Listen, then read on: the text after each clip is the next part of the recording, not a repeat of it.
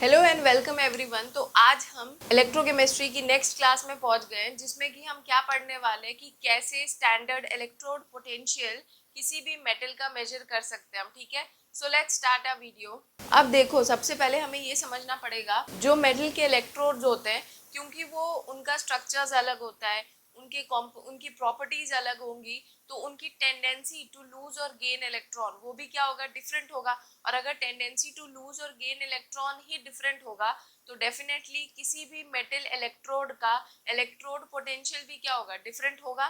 तो इस बात को समझो। देखो, different electrode potential, different electrode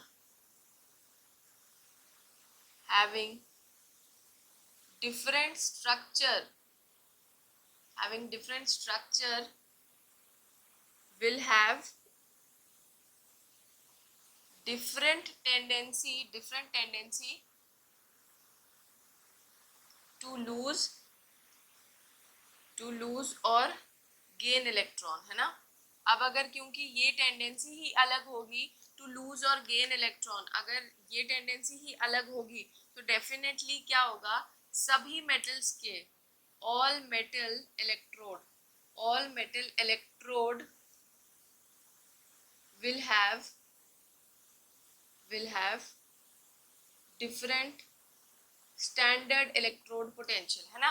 अब अगर सभी मेटल के, जैसे जिंक का अगर हम मेटल का इलेक्ट्रोड यूज कर रहे हैं, कॉपर का यूज कर रहे हैं या सिल्वर का यूज कर रहे हैं, तो अगर उन सबका अलग अलग इलेक्ट्रोड पोटेंशियल है तो हम कैसे किसी मेटल का इलेक्ट्रोड पोटेंशियल निकालेंगे, हमें वो चीज समझनी है। ठीक है, तो किसी भी इलेक्ट्रोड का, सिंगल इलेक्ट्रोड का अगर इलेक्ट्रोड पोटेंशियल तुम्हें निकालना है तो वो हम किसके थ्रू करते हैं, एक रेफरेंस इलेक्ट्रोड के हेल्प के थ्रू करते हैं। और उस रेफरेंस इलेक्ट्रोड को ही हम लोग क्या बोलते हैं, SHE, जिसका फुल फॉर्म क्या होता है, स्टैंडर्ड हाइड्रोजन इलेक्ट्रोड, या फिर उसे क्या कहोगे तुम लोग, नॉर्मल हाइड्रोजन इलेक्ट्रोड। ठीक है, तो उस रेफरेंस इलेक्ट्रोड को जिसके रिस्पेक्ट में हम किसी भी मेटल इलेक्ट्रोड का इलेक्ट्रोड पोटेंशियल निकाल रहे होंगे ना, उसी रेफरेंस इलेक्ट्रोड को हम लोग क्या बोलते हैं, SHE, या फिर तुम्हें बुक में लिखा दिखेगा NHE। ठीक है, इसका फुल फॉर्म होता है standard hydrogen electrode, standard hydrogen electrode, या फिर इसे तुम लोग क्या कहोगे, नॉर्मल हाइड्रोजन इलेक्ट्रोड। यहाँ पे N किसको स्टैंड करता है, नॉर्मल हाइड्रोजन इलेक्ट्रोड। ठीक है, तो मैंने तुम लोग को बता दिया कि किसी भी सिंगल इलेक्ट्रोड का अगर इलेक्ट्रोड पोटेंशियल निकालना है तो तुम किसके हेल्प के थ्रू करोगे, उसे हम एक रेफरेंस इलेक्ट्रोड के थ्रू उसका इलेक्ट्रोड पोटेंशियल निकालते हैं, और उसे हम लोग क्या बोलते हैं, स्टैंडर्ड हाइड्रोजन इलेक्ट्रोड या फिर नॉर्मल हाइड्रोजन इलेक्ट्रोड कहते हैं। यहाँ पे हम एक टम्बलर लेते हैं या जो भी कह लो, उसे वेसल ले लो। ठीक है, उसमें हम लोग क्या करते हैं, 1 मोलर HCl का सोल्यूशन लेते हैं। यहाँ पे क्या लेंगे हम, 1 मोलर HCl सोल्यूशन। मर्जी तुम्हारी है, तुम यहाँ पे कोई भी एसिड ले सकते हो। इट्स नॉट नेसेसरी कि तुम सिर्फ HCl ही लोगे, बस जरूरी क्या है कि वो 1 मोलर होना चाहिए। ठीक है, तो तुमने 1 मोलर HCl सोल्यूशन ले लिया। यहाँ पे हम ये ग्लास का जैकेट लेते हैं। ठीक है, ये ग्लास जैकेट होता है, सिंपल भाषा में समझो, ये ग्लास का ऐसे ट्यूब टाइप होगा। उसमें क्या हो रखा है, यहाँ पे ये कॉपर का वायर है, और इस कॉपर के वायर के थ्रू एक प्लैटिनम का फॉइल लगा हुआ है। ये क्या है, हमारा प्लैटिनम फॉइल लगा है, और इस प्लैटिनम फॉइल पे भी क्या कर रखी है, ब्लैक कोटिंग कर रखी है। ठीक है, प्लैटिनम फॉइल पे भी क्या कर रखा है, ब्लैक कोटिंग कर रखी है। ठीक,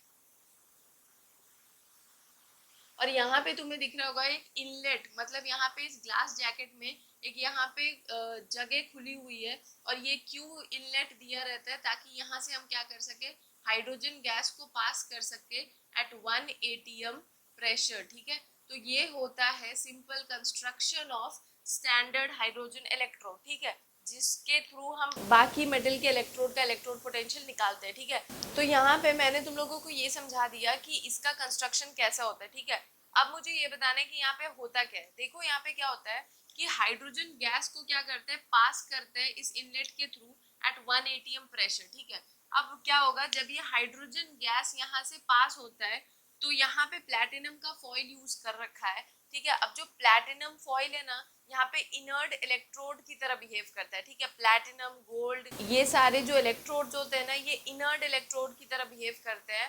प्लैटिनम फॉइल जो है वो सिर्फ यहाँ पे क्या करेगा, सरफेस प्रोवाइड करेगा। It provide surface for oxidation and reduction, ठीक है। ये सिर्फ सरफेस प्रोवाइड करता है ऑक्सीडेशन और रिडक्शन के लिए। बाकी इसके प्लैटिनम के खुद के इलेक्ट्रॉन्स जो है वो इस जो भी प्रोसेस यहाँ पे हो रहा होगा वहां पे प्लैटिनम के इलेक्ट्रोड्स का कोई रोल नहीं है, ठीक है। इसीलिए इसे हम लोग क्या बोलते हैं, इनर्ट इलेक्ट्रोड भी कहते हैं, ठीक है। इसे हम इनर्ट इलेक्ट्रोड भी कहते हैं। अब होता क्या है, जब हाइड्रोजन गैस यहाँ से पास होता है तो जो H2 के एटम्स है ना, वो क्या करते हैं, इस प्लैटिनम की फॉइल पे एड्सॉर्ब हो जाते हैं, that is H get adsorb. अब मैंने यहाँ पे एक टर्म यूज किया एड्सॉर्ब। जिस बच्चे ने सरफेस केमिस्ट्री जिसको नहीं पता होगी तो उसे ये नहीं समझ आएगा कि एड्सॉर्ब का मतलब क्या होता है। देखो, एड्सॉर्ब मतलब क्या होना, सरफेस पे ही रहना, ठीक है। मतलब ये इनर प्रोसेस नहीं है। जैसे अगर मैं इस बोर्ड पे लिख रही हूँ तो ये जो मैंने लिखा है, ये जो ब्लू मार्कर से जो प्रिंट हुआ है, ये क्या होगा, अगर मैं इसे ऐसे रब करूं तो ये हट जाता है ना, मतलब इसके मॉलिक्यूल सिर्फ सरफेस पे है, अंदर नहीं गए, ठीक है। जो एड्सॉर्प्शन है ना, वो एक सरफेस फिनोमिना है जो कि सिर्फ सरफेस पे ही रहता है, ठीक है। तो यहाँ पे क्या होगा, H2 के जो H2 गैस जब हम पास करवाते हैं तो उसके जो एटम्स होते हैं वो क्या करते हैं, they get adsorb on platinum foil and hence hydrogen is in contact with H plus ion HCl solution on electrode surface, ठीक है। कहने का ये मतलब है, अभी देखो जैसे जैसे तुम सुनोगे चीजें तुम्हें समझ आ जाएगा। यहाँ पे ये जो प्लैटिनम फॉइल है इसका पर्पस ही सिर्फ ये था कि जो हम H2 गैस पास कर रहे हैं ना, और जो हमने 1 मोलर HCl सोल्यूशन लिया है, तो 1 मोलर HCl सोल्यूशन से हमें क्या मिल रहा है, 1 मोल H प्लस आयन मिलेगा। तो प्लैटिनम फॉइल का पर्पस ही यहाँ पे ये है कि इन दोनों का कॉन्टैक्ट करवाना, ठीक है। कैसे हुआ ये तुम समझ लो। H2 के जब मॉलिक्यूल्स इस पे एड्सॉर्ब करते हैं, मतलब इसके जब सरफेस पे क्या करते हैं, जब चिपक जाते हैं समझ लो, तो वो क्या कर रखे हैं, अब ये सरफेस पे इस H2 के हाइड्रोजन के एटम्स लगे हुए हैं और यहाँ पे 1 मोलर HCl सोल्यूशन तुमने यूज किया है। तो 1 मोलर HCl सोल्यूशन से क्या कर रहे हो तुम, 1 मोलर H प्लस आयन भी तो उस सोल्यूशन में प्रेजेंट है। तो इसका मतलब अब तुम्हारे पास सोल्यूशन में क्या क्या प्रेजेंट है। मान लो अगर तुम इसे फर्स्ट पॉइंट कर लो, इसे सेकंड पॉइंट कर लो, ये थर्ड समझ लो कि अब तुम्हारे पास दो चीजें प्रेजेंट है, H2 और H प्लस, ठीक है। ये दो चीजें प्रेजेंट है। अब ये मैंने क्यों बताया ये तुम अभी समझ जाओगे, ठीक है। तो देखो तुम समझ चुके हो कि स्टैंडर्ड हाइड्रोजन इलेक्ट्रोड में होता क्या है। हाइड्रोजन गैस को पास किया जाता है, ठीक है, 1 atm प्रेशर पे 1 मोलर HCl सोल्यूशन लिया जाता है और उसमें एक प्लैटिनम का फॉइल डिप किया जाता है और ब्लैक कोटिंग की जाती है। ब्लैक कोटिंग सिर्फ सरफेस एरिया को बढ़ाने के लिए किया जाता है। अब देखो मैंने तुम्हें यहाँ पे ये समझा दिया कि जो प्लैटिनम फॉइल के इलेक्ट्रॉन्स है वो इस जो भी यहाँ पे रिडॉक्स रिएक्शन होगा ना, या जो भी रिएक्शन होगा उसमें इसके इलेक्ट्रॉन पार्टिसिपेट नहीं करेंगे। तो यहाँ पे कह सकते हो कि ये प्लैटिनम फॉइल एक तरफ से इनर्ट इलेक्ट्रोड की तरह बिहेव कर रहा है, ठीक है। ठीक है, अब देखो यहाँ पे ये प्लैटिनम फॉइल करता क्या है, ये क्या कर रहा है, it is just providing a surface for oxidation and reduction. और दूसरी बात ये भी है कि ये क्या कर रहा है, ये हाइड्रोजन के एटम्स और H प्लस को एक दूसरे के साथ क्लोज कॉन्टैक्ट में भी ला रहा है, ठीक है। तो ये चीज, इतनी चीज मैंने बता दी तुम्हें। अब तुम एक पॉइंट समझो, मैं जरा स्टैंडर्ड हाइड्रोजन इलेक्ट्रोड का डेफिनेशन लिखते हो, ठीक है। मैं उसका एक डेफिनेशन लिख रही हूँ, पहले उसको सुन लो, फिर मैं उसके एक दो यूजेस बताऊंगी, तब तुम्हें समझ आएगा कि क्यों हम यहाँ पे H2 और H प्लस का क्या यूज हो रहा है, ठीक। तो हम इसका डेफिनेशन लिख दे जरा यहाँ पे। Standard hydrogen electrode is the electrode it is the electrode in which hydrogen gas is in close contact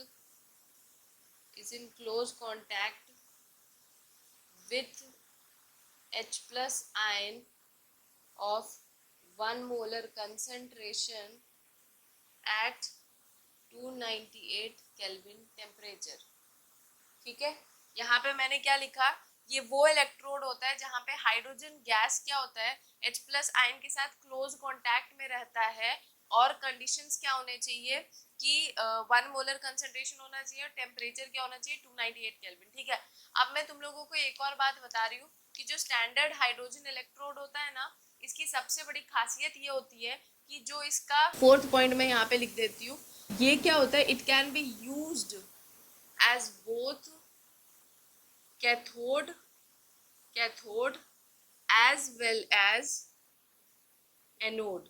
ठीक है, अब यहाँ पे तुम लोगों को ये बात समझ आएगी कि यहाँ पे H प्लस और H2 का आखिरकार हो क्या रहा है। ठीक है, तुमने क्या पढ़ा कि स्टैंडर्ड हाइड्रोजन इलेक्ट्रोड को ना तुम कैथोड की तरह भी यूज कर सकते हो, एनोड की तरह भी यूज कर सकते हो। ठीक, अब कैसे, देखो, जब ये कैथोड की तरह बिहेव करता है ना, अभी तुम बस सुनते जाओ, तुम्हें सब कुछ समझ आ जाएगा।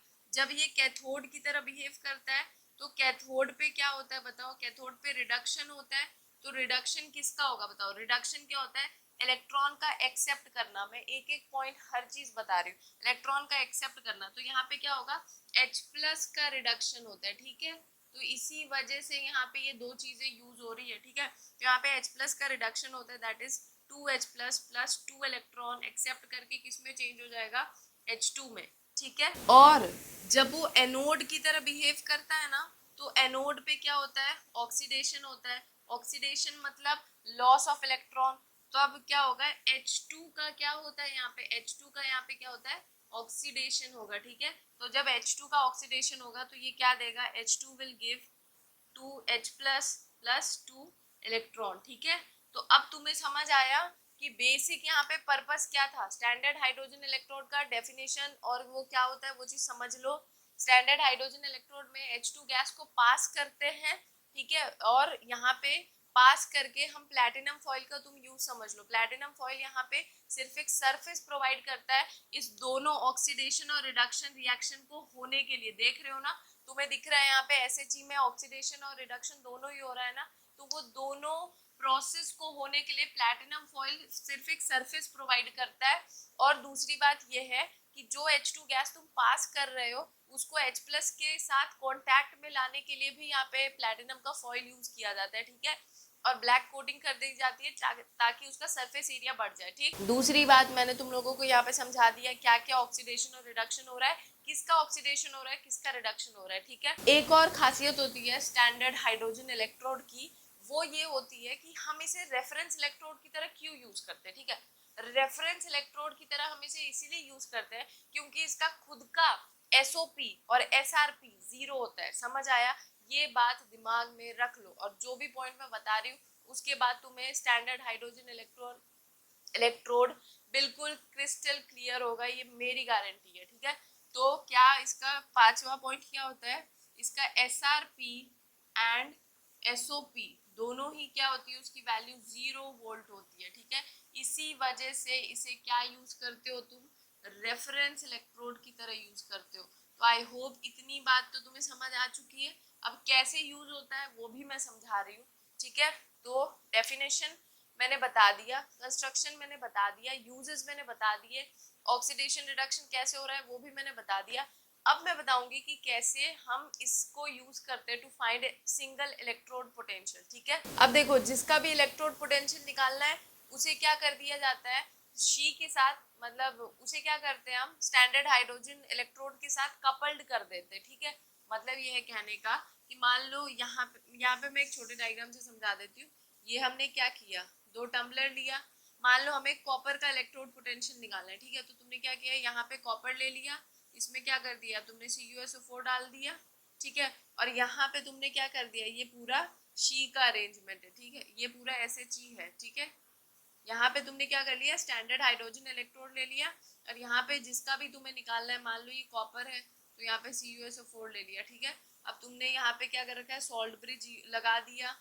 यहाँ पे वही जो एक्सपेरिमेंट मैंने बताया था, यहाँ पे मान लो क्या लगा हुआ है, पोटेंशियोमीटर। ठीक, और ये कनेक्टेड है। ठीक, अब तुम्हें पता है तो ये तुमने क्या बना दिया, पूरा एक रिडॉक्स कपल बना दिया है ना। खुद समझो, जिसका तुम्हें निकालना है तुमने उसको क्या कर दिया है, स्टैंडर्ड हाइड्रोजन इलेक्ट्रोड के साथ कपल कर दिया है। अब यहाँ पे क्या होगा, जब ये रिएक्शन होगा पूरा, तब यहाँ पे जो पोटेंशियोमीटर है कोई ना कोई रीडिंग दिखाएगा, और वो जो रीडिंग होगी वो ही क्या होगा, इस मेटल इलेक्ट्रोड का इलेक्ट्रोड पोटेंशियल होगा कि नहीं होगा, कि नहीं होगा, क्योंकि तुम्हें पता है इसकी वैल्यू तो क्या है, जीरो ही है ना। जब इसकी वैल्यू जीरो है तो जो भी रीडिंग निकल के आती है वो उस मेटल इलेक्ट्रोड का क्या होता है, इलेक्ट्रोड पोटेंशियल हो जाता है। समझ आ रहा है, बस, और कोई इसमें बहुत बड़ा रॉकेट साइंस नहीं है। अब देखो यहाँ पे क्वेश्चन ये आता है कि तुमने अभी एक पॉइंट क्या समझा था कि जो स्टैंडर्ड हाइड्रोजन इलेक्ट्रोड है ये किसकी तरह यूज हो सकता है, it can be used as cathode as well as anode. मतलब यहाँ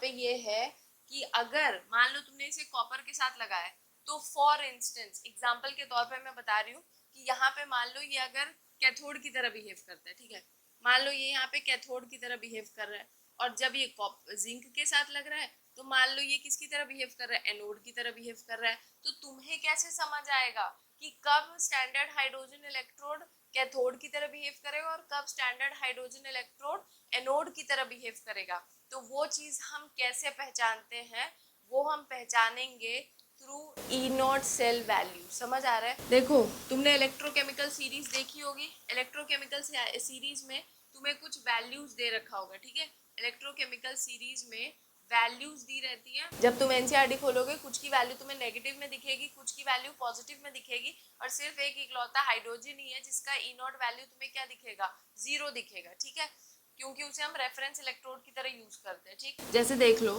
तुम्हें मैंने बताया कि standard hydrogen electrode can be use both as cathode as well as anode, ठीक है। अब कैसे यूज करेंगे, तो वो हम ई नॉट की वैल्यू से जज करते हैं, ठीक है। जैसे मान लो ई नॉट वैल्यू मैंने जिंक के लिए दे रखा है -0.76, ठीक है, और ई नॉट वैल्यू जो है वो कॉपर के लिए कितना होता है, +0.34 होता है, ठीक। ये वैल्यूज होती हैं ई नॉट की, जिंक का और कॉपर का। वो इलेक्ट्रोकेमिकल सीरीज एक टेबल सा बना हुआ है एनसीईआरटी में, वो दी हुई है, ठीक है। तो देखो क्या होता है, पहले ई नॉट से तुम क्या क्या जज कर सकते हो मैं पहले वो बता देती हूँ, ठीक। देखो, जिसकी ई नॉट वैल्यू नेगेटिव है ना, तो इसका मतलब क्या हुआ, इसका रिडक्शन पोटेंशियल का वैल्यू लोअर है, लोअर रिडक्शन पोटेंशियल वैल्यू, ठीक, ये होता है। जिसका ई नॉट वैल्यू पॉजिटिव होता है ना, उसका क्या बोलोगे, it has higher reduction potential value, ठीक है। सिर्फ रिडक्शन पोटेंशियल के टर्म में बात करो, don't discuss anything about oxidation potential, ठीक है। देखो, पॉजिटिव है तो हायर रिडक्शन पोटेंशियल, नेगेटिव है तो lower reduction potential. Higher reduction potential value का मतलब क्या हुआ, इट हैज मोर टेंडेंसी, अब रिडक्शन का मतलब तो समझते होगे ना, टेंडेंसी टू एक्सेप्ट इलेक्ट्रॉन, ठीक है, तो it has more tendency to accept electron, ठीक है। या फिर यहाँ पे एक और बात कह सकते हो कि इसमें रिडक्शन जो है वो उसके होने के चांसेस ऑक्सीडेशन के कंपैरिजन हमेशा ज्यादा होंगे, ठीक है। ये टर्म में एक मैंने कहा, एक मैं इस टर्म में भी कह सकती हूँ, मेटल और आयन के रेफरेंस में अगर कहूँ तो क्या कहूंगी मैं, बताओ। रिडक्शन हो रहा है ना, तो रिडक्शन मतलब क्या हुआ, खुद समझो, कॉपर मेटल से आयन में जल्दी कन्वर्ट होगा कि आयन से मेटल में इजीली कन्वर्ट होगा, खुद समझ के बताओ, सोच के बताओ। इसका रिडक्शन पोटेंशियल का वैल्यू ज्यादा है, मतलब क्या है, इसकी टेंडेंसी टू एक्सेप्ट इलेक्ट्रॉन ज्यादा है, मतलब इसका जो इसके आयंस हैं होंगे ना, उसकी it will be easily reduce to form metal, समझो इस बात को, ठीक है। Ions will be easily reduced to metal, ठीक है, क्योंकि ये मैंने तीनों तरीके से तुम लोग को समझा दिया। अब लोअर रिडक्शन पोटेंशियल का मतलब क्या हुआ, इसका रिडक्शन का टेंडेंसी कम है, यहाँ पे ऑक्सीडेशन के चांसेस ज्यादा होंगे। ऑक्सीडेशन मतलब टेंडेंसी टू लूज इलेक्ट्रॉन, ठीक है, यहाँ पे क्या होगा, टेंडेंसी टू लूज इलेक्ट्रॉन, यहाँ पे क्या होगा, ज्यादा होगा। यहाँ पे क्या था, टेंडेंसी टू एक्सेप्ट इलेक्ट्रॉन ज्यादा था, ठीक है। तो अब अगर टेंडेंसी टू लूज इलेक्ट्रॉन ज्यादा होगा तो बताओ मेटल जल्दी आयन में बदलेगा कि आयन जल्दी मेटल में बदलेगा? टेंडेंसी टू लूज इलेक्ट्रॉन है ना, तो खुद सोचो metals will be easily oxidise to ions, ये कहोगे तुम, ठीक है। कोई भी मतलब ये है कि मेटल, क्या बोलोगे, metal will be easily oxidised to ion. तभी तो जिंक क्या करता है, खुद का क्या करता है, सब सोचो। जो मैंने पहला एक्सपेरिमेंट बताया था उसमें मैंने क्या बोला था कि हमने क्या किया था, CuSO4 का सोल्यूशन लिया था। CuSO4 के सोल्यूशन में मैंने एक जिंक का, हम मतलब साइंटिस्ट ने, जो भी जिसने भी एक्सपेरिमेंट किया होगा, उसने जिंक का रॉड डिप कर दिया था। तो धीरे धीरे क्या हो गया था, जो ये ब्लू कलर था वो फेड हो गया था, जिंक की स्ट्रिप पतली हो गई थी। तो जिंक की स्ट्रिप क्यों पतली होगी? क्योंकि जिंक का रिडक्शन पोटेंशियल का वैल्यू क्या होता है, कम होता है। जब किसी का रिडक्शन पोटेंशियल का वैल्यू कम होगा तो उसकी मेटल्स की टेंडेंसी ज्यादा होती है आयंस में बदलने की। तो जिंक क्या करता है, खुद को Zn+2 आयन में जल्दी जल्दी बदलता है और 2 इलेक्ट्रॉन लूज करता है। और उसी जगह पे CuSO4 है ना, तो CuSO4 में क्या है, कॉपर+2 प्रेजेंट है। अब तुम्हें पता है कि कॉपर का रिडक्शन पोटेंशियल का वैल्यू क्या है, पॉजिटिव है। पॉजिटिव रिडक्शन पोटेंशियल का मतलब क्या हुआ कि उसकी टेंडेंसी टू एक्सेप्ट इलेक्ट्रॉन ज्यादा अच्छी होती है। तो ये क्या होगा, इसके जो आयंस है, देखो ये लाइन मैंने इसलिए यहाँ लिखी है, ions will be easily reduced to metal. Ions जो होते हैं, जिन भी मेटल का इलेक्ट्रोड पोटेंशियल पॉजिटिव होता है ना, उसके आयंस की बहुत अच्छी टेंडेंसी होती है कि वो इलेक्ट्रॉन्स को एक्सेप्ट करके खुद को मेटल में रिड्यूस कर ले। तो इसी वजह से यहाँ पे कॉपर+2 जो होता है वो 2 इलेक्ट्रॉन जो जिंक देता है उसको एक्सेप्ट करके खुद को कॉपर मेटल में चेंज कर लेता है। समझ आया? तो E0 वैल्यू से यही चीजें समझ आती है। और अब तो तुम अगर ये बात समझ चुके होगे तो तुम्हें पता है कि अगर हम इन्हीं का कॉम्बिनेशन मान लो, मतलब अब मैं तुमसे पूछूं कि शी को अगर जिंक के साथ लेते हो तो ये किसकी तरह बिहेव करेगा, कैथोड की तरह कि एनोड की तरह? तो तुम बस E0 वैल्यू देखो, तुमने E0 वैल्यू देखी, तुम्हें दिख रहा है E0 वैल्यू नेगेटिव है, तो जिंक का टेंडेंसी होगा कि वो क्या करेगा, ऑक्सीडेशन करेगा। अगर कोई ऑक्सीडेशन कर रहा है तो वो किसकी तरह बिहेव करेगा, बताओ, एनोड की तरह बिहेव करेगा। तो उस केस में स्टैंडर्ड हाइड्रोजन इलेक्ट्रोड क्या हो जाएगा, कैथोड की तरह यूज होगा। समझ आया? तो ये था एक्सप्लेनेशन। एक और बात मुझे तुम लोग को बतानी थी कि E0 वैल्यू से हमें एक और चीज पता चलती है, फिजिबिलिटी ऑफ रिएक्शन। अगर E0 की वैल्यू पॉजिटिव होती है ना तो वो रिएक्शन फिजिबल होते हैं। फिजिबल मतलब खुद से बहुत जल्दी हो जाते हैं, हमें कोई एफर्ट्स नहीं लगाने पड़ते, ठीक है। फिजिबिलिटी, फिजिबल होना, बहुत इजीली हो जाते हैं। और अगर E0 की वैल्यू नेगेटिव होती है ना तो वो रिएक्शन नॉट फिजिबल होते हैं, ठीक है। ये सब क्वेश्चंस तुम लोगों से पूछे जाते हैं इसलिए मैंने बता दिए हैं। तो अब हम एक क्वेश्चन को डिस्कस करेंगे, ठीक। तो देखो अब हमें ये क्वेश्चन दे रखा है, predict whether the following redox reaction is feasible. अभी मैंने तुम लोगों से ये बात बोली थी कि बताओ कि ये पर्टिकुलर रिडॉक्स रिएक्शन फिजिबल है कि नहीं है अंडर स्टैंडर्ड कंडीशन, ठीक है। स्टैंडर्ड कंडीशन में बताना है कि ये रिएक्शन फिजिबल है कि नहीं, ठीक। तो अब तुम देखो, सबसे पहले तुम्हें गिवन क्या है, ये रिएक्शन तुम्हें दिया होगा और दूसरा चीज तुम्हें क्या दे रखा है, E0 की वैल्यू दे रखी है। मैंने तुम लोगों से पिछले वीडियो में कहा था कि जो SRP और SOP होता है, तो IUPAC कन्वेंशन SRP को ज्यादा वैल्यू करता है। और जनरली जो भी मेटल्स के स्टैंडर्ड पोटेंशियल होते हैं ना वो तुम्हें रिडक्शन पोटेंशियल के टर्म में ही दी होगी। तो तुम अगर देखो तो यहाँ पे Sn+2 से Sn में जा रहा है, कॉपर+2 से कॉपर में जा रहा है, तो ये दोनों ही क्या दे रखा है तुम्हें, SRP वैल्यू दे रखी है। ये इतनी है और ये इतनी है, ठीक है। तो अब तुम्हें बताना है कि ये फॉलोइंग रिएक्शन होगा कि नहीं होगा, ठीक है। तो होगा नहीं होगा वो कैसे पता करोगे, E0 वैल्यू से ना। मैंने बताया था E0 वैल्यू पॉजिटिव आएगी तो क्या होगा, फिजिबल होगा। नेगेटिव आएगी तो नॉन फिजिबल होगा, मतलब नॉट फिजिबल होगा। तो सबसे पहले तो तुम्हें क्या करना होगा, E0 वैल्यू निकालना होगा। तो पहले E0 वैल्यू निकालने से पहले ना रिएक्शन को स्प्लिट करो, क्योंकि तुम्हें यहाँ पे रिएक्शन दे रखा है। तो तुम अगर रिएक्शन को स्प्लिट करते हो तो तुम्हें दिखेगा कि Sn+2 यहाँ पे Sn+2 से Sn में जा रहा है और कॉपर जो है यहाँ पे कॉपर से कॉपर+2 में जा रहा है। इसका मतलब यहाँ पे क्या हो रहा है, +2 से 0 में जा रहा है, ठीक है। तो यहाँ पे Sn में यहाँ पे इलेक्ट्रॉन एक्सेप्ट हो रहा है, ठीक है। तो Sn में यहाँ पे क्या हो रहा है, रिडक्शन हो रहा है और कॉपर में क्या हो रहा है, loss of electron, that is oxidation हो रहा है। तो मैं इसे तुम लोग के लिए लिख देती हूँ यहाँ पे। क्या होगा, कॉपर क्या कर रहा है, खुद का ऑक्सीडेशन करेगा, इलेक्ट्रॉन लूज कर रहा है, कॉपर +2 इलेक्ट्रॉन। ठीक है, रिएक्शन तुम्हें ऐसे देख के अलग अलग स्प्लिट करना पड़ेगा। तो ये क्या हो रहा है, ऑक्सीडेशन हाफ रिएक्शन। अब देखो Sn क्या कर रहा है, अपने आप को इलेक्ट्रॉन एक्सेप्ट करके रिड्यूस कर रहा है। तो Sn +2 इलेक्ट्रॉन एक्सेप्ट करके Sn में जा रहा है। ठीक, तो ये क्या है, रिडक्शन हाफ रिएक्शन। ठीक, अब क्या होगा, यहाँ पे कैंसिल आउट कर दो तो यहाँ पे क्या बच जाएगा, कॉपर सॉलिड प्लस जो इस साइड वाला है वो इधर लिख लो, Sn+2 एक्वस। ठीक है, फिर क्या लिखोगे, एरो लगा के फिर यहाँ पे लिख दो कॉपर+2 एक्वस और Sn सॉलिड, ये ऐसे लिख दोगे। और ये जो तुमने लिखा है इसे ही हम लोग क्या बोलते हैं, ओवरऑल सेल रिएक्शन। हालांकि ये तुम्हें यहाँ पे अभी करने की जरूरत नहीं थी, लेकिन मैंने तुम लोग के लिए बता दिया है।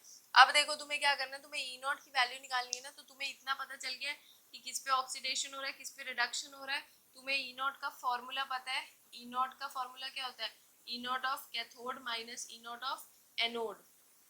तुम्हें पता है कैथोड पे क्या होता है, सोचो, कैथोड पे क्या होता है, रिडक्शन। ठीक है, और रिडक्शन किस में हो रहा था, टिन में। तो इसका मतलब टिन का वैल्यू क्या दे रखा है, -0.136।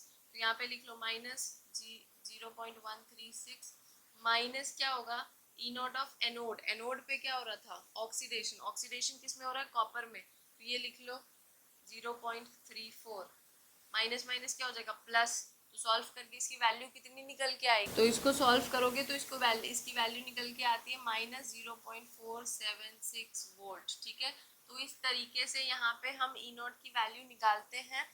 और तुम्हें दिख रहा है कि क्योंकि यहाँ पे E0 की वैल्यू क्या आ रही है, नेगेटिव आ रही है, तो इसका मतलब तुम क्या बोलोगे, this reaction is not feasible. ठीक है, ये रिएक्शन फिजिबल नहीं है। ठीक है, तो आई होप ये क्वेश्चन समझ आया होगा तुम लोगों को, और जो मैंने स्टैंडर्ड हाइड्रोजन इलेक्ट्रोड पढ़ाया वो भी समझ आया होगा। हम और भी क्वेश्चंस को डिस्कस करेंगे लेकिन नेक्स्ट वीडियो में। तो आई होप वीडियो अच्छा लगा होगा। अगर वीडियो अच्छा लगा हो then do like share comment and subscribe